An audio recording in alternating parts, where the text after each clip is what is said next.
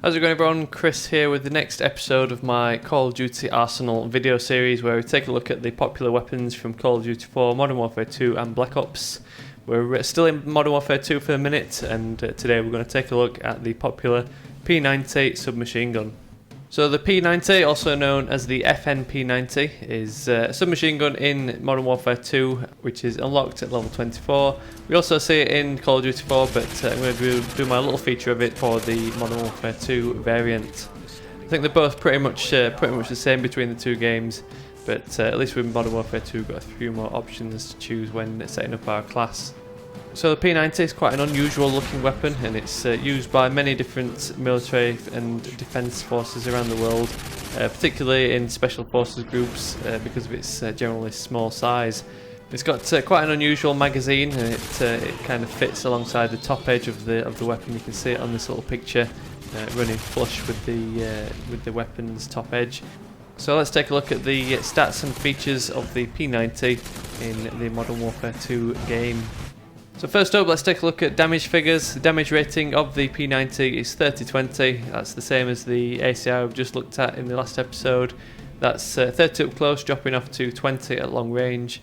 This makes it a 4-shot kill up close or a 5-shot kill at distance. If you manage to get a headshot in there, it reduces the shots to kill down by 1. The P90's got quite a moderate recoil pattern. As you can see there, the shots do kind of stray off target a little bit, but they do kind of stick to the same kind of area, unlike some of the other weapons that go off on a kind of diagonal tangent. One of the good features of the P90 is its rate of fire at 925 rounds per minute. That's pretty high, but it's not the highest out of all the submachine guns. We have the Vector that has the highest at 1000 RPM. Unfortunately, the P90 has the slowest reload time at 2.7 seconds or 3.7 seconds from empty, but luckily we have the highest magazine size at 50 rounds, so that kind of balances out those slow reload times.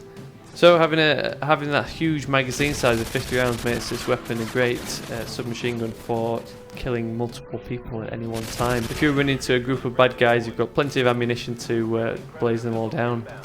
We've got that high fire rate of 925 rounds per minute, which makes any weapon quite deadly, but we do usually find with high rate of fire weapons that we have a low damage rating. But we can kind of fix this with the stopping power perk, which we'll talk about a little bit later on. So overall, this weapon's probably on par with the MP45 in terms of popularity in Modern Warfare 2. I mean, we've got the MP5K, which is used every now and again. You see it wielded by the odd player. We've also got the Vector, which you see every now and again. But the MP45 and the P90 definitely seem to be the favourites amongst the community. So let's take a look at recommended perks when setting up your P90 class in Modern Warfare 2. First up, because we've got that slow reload time, we'll want to equip the sleight of hand perk just to speed up the reload time and also give us that added benefit of a faster aim down sight time with the Pro version.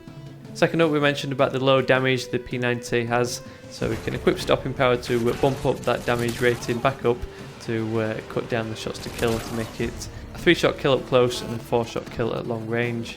And finally, with our perk setup, we'll make the most of Ninja just to make our footsteps silent. This will help us when we look at our recommended attachment, just to make an all-round stealthy class.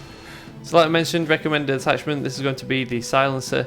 The P90 has quite good iron sight, so there's no real need to equip a sight such as the red dot sight or the holographic sight. The silencer will just help us avoid appearing on the little mini-map in the corner, so it'll help us avoid being hunted out when we take fire.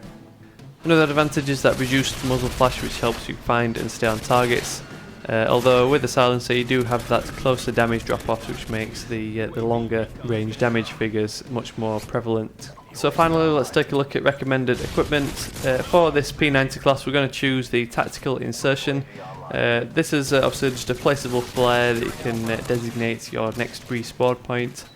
We'll use this to kind of finish off our stealthy class in that we can plonk down a tactical insertion flare somewhere around the battlefield, so that next time we respawn we don't have to sprint halfway across the map to find the bad guys. It'll help us just kind of get behind enemy lines, sneak up on the bad guys and take them out from behind with the help of our silencer. That super large magazine capacity and high fire rate, so we can hopefully get behind the large groups of bad guys, spray them all down and then move on to the next targets. Obviously the ninja perk will also help us there in that they won't be able to hear us coming.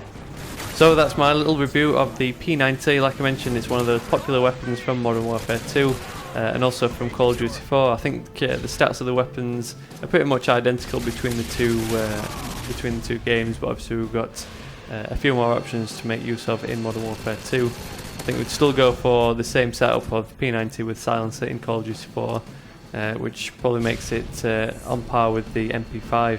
So thumbs up if you're a fan of the P90. Thanks for watching.